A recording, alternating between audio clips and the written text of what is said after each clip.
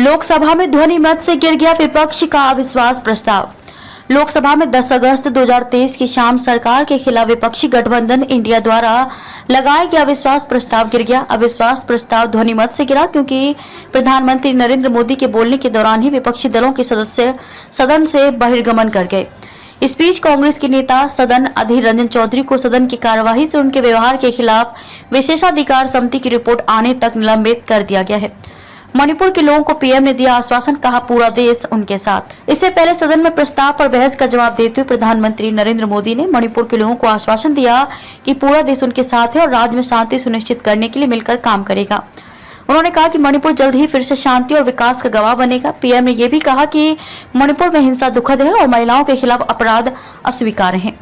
PM Modi ने कहा कि आरोपियों को सजा दिलाने के लिए केंद्र और राज्य सरकार की ओर से प्रयास जारी हैं। इसके साथ ही उन्होंने आरोप लगाया कि पूर्वोत्तर क्षेत्र की ज्यादातर समस्याओं के लिए कांग्रेस जिम्मेदार है।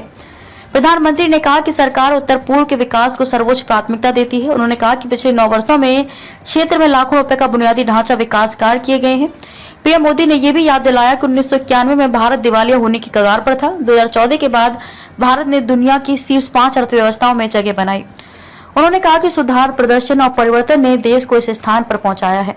विपक्ष को जनता के कल्याण के उद्देश्य से जुड़े महत्वपूर्ण विधेयकों पर चर्चा में कोई दिलचस्पी नहीं।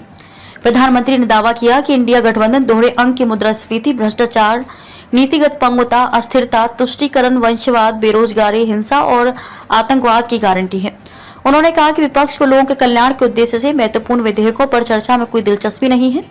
प्रधानमंत्री ने कहा कि एनडीए और भाजपा 2024 में शानदार जीत के साथ वापस आएंगे और पिछले सभी रिकॉर्ड तोड़ देंगे। इसी के साथ उन्होंने ये आश्वासन दिया कि उनके तीसरे कार्यकाल के दौरान भारत दुनिया की शीर्ष 3 अर्थव्यवस्थाओं में से एक होगा। अविश्वास प्रस्ताव की चर्चा पर पीएम मोदी का उत्तर सुनने को तैयार नहीं हुआ विपक्ष।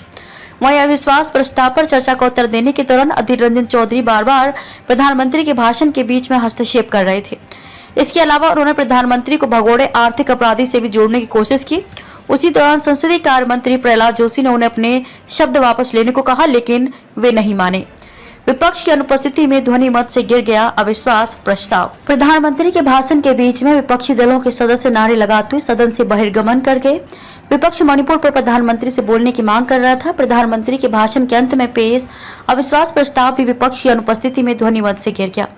इसके बाद अध्यक्ष ने भाजपा सांसद वीरेंद्र सिंह मस्त और कांग्रेस नेता अधीर रंजन चौधरी के व्यवहार पर सवाल उठाया। इस पर वीरेंद्र सिंह मस्त ने अध्यक्ष से माफी मांगते हुए कहा कि वे अपने नेता की बुराई सहन नहीं कर पाए थे। इसके बाद संसदीय कार्य मंत्री ने कहा कि कांग्रेस से नेता सदन लगातार मंत्रीगण और प्रधानमंत्री के भाषण के दौरान हस्तक्षेप कर रहे थे।